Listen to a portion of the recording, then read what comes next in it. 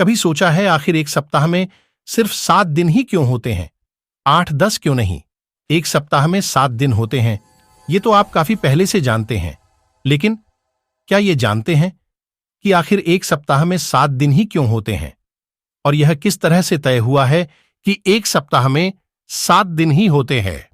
कभी सोचा है आखिर एक सप्ताह में सिर्फ 7 दिन ही क्यों होते हैं? 8-10 दिन क्यों नहीं?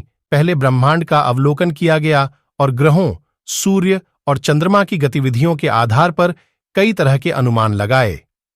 ये तो आप जानते हैं कि सप्ताह में 7 दिन होते हैं और एक महीने में करीब 4 सप्ताह आते हैं। यह लंबे वक्त से चला आ रहा है, लेकिन क्या आप जानते हैं कि आखिर ये कैसे तय हुआ है?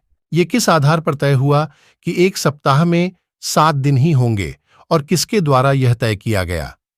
हर रोज आप सप्ताह की प्लानिंग तो करते हैं, लेकिन जान लीजिए कि आखिर ये सप्ताह में 7 दिन का कंसेप्ट कहां से आया है। एक साल में 10 और फिर 12 महीने होने की कहानी तो आपने काफी बार सुनी होगी, लेकिन सप्ताह में 7 दिन होने की कहानी भी काफी दिलचस्प है। काफी साल पहले कई सभ्यताओं ने सप्ताह के दिनों को लेकर रिसर्च किया। कुछ शुरुआती सभ्यताओं ने ब्रह्मांड का अवलोकन किया और ग्रहों, सूर्य और चंद्रमा की गतिविधियों के आधार पर कई तरह के अनुमान लगाए। हालांकि बेबीलोन के लोग आकाशीय गणना में काफी एक्सपर्ट और एडवांस थे। उन्होंने ही सबसे पहले सप्ताह में 7 दिन की बात सभी के सामने रखी। चंद्रमा के आधार पर तय हुआ। उन्होंने सूर्य, चंद्रमा, बुध, शुक्र, मंगल, बृहस्पति की चालों के आधार पर इसका अवलोकन किया और चंद्रमा के 28 दिन की परिक्रमा के आधार पर 7 दिन के 4 सप्ताह बनाए। इस वक्त अन्य सभ्यताएं जैसे मिस्र, रोमन आदि 8 या 10 दिन का सप्ताह मान रही थीं। इसके साथ ही वे हमेशा सप्ताह के आखिरी दिन को पूजा पाठ के लिए रखते थे और 6 दिन में काम करते थे। अगर भारत की बात करें तो सिकंदर ने भारत तक पूरे पूर्व में ग्रीक संस्कृति का प्रसार करना शुरू किया तो 7 दिवसीय सप्ताह की अवधारणा भी फैल गई। माना जाता है कि शायद भारत के बाद में चीन ने 7 दिवसीय सप्ताह की शुरुआत की। ग्रहों के नाम पर दिन रोम में इसे लेकर काफी प्रयोग किए गए।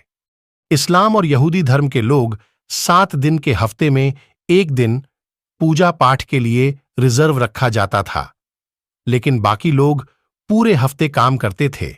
इसके बाद डिसाइड हुआ कि सभी लोग 6 दिन काम करें और उसमें एक दिन धार्मिक कार्य के लिए निकालें। इसके बाद हर ग्रह के लिए एक दिन निर्धारित किया गया। इसके बाद हर दिन का नाम Saturn, moon, Mars, mercury, Jupiter, Venus रखा गया है, जो बाद में मंडे, संडे, फ्राइडे और हिंदी में गुरुवार, बुधवार, शुक्रवार हो गए। साल में पहले होते थे 10 महीने। पहले एक साल में सिर्फ 10 ही महीने होते थे और साल की शुरुआत मार्च से होती थी। वहीं अभी की तरह साल का आखिरी महीना दिसंबर ही था, दिसंबर के बाद मार्च आता थे। हालांकि बाद में जनवरी और फरवरी महीने जोड़े गए। साल 165 बीसी में जनवरी की शुरुआत हुई थी, लेकिन इससे पहले 1 मार्च साल का पहला दिन होता था। पहले सितंबर 7, अक्टूबर 8 और नवंबर 9 नंबर आता था, लेकिन अब ये 2 स्थान आगे बढ़ गए हैं।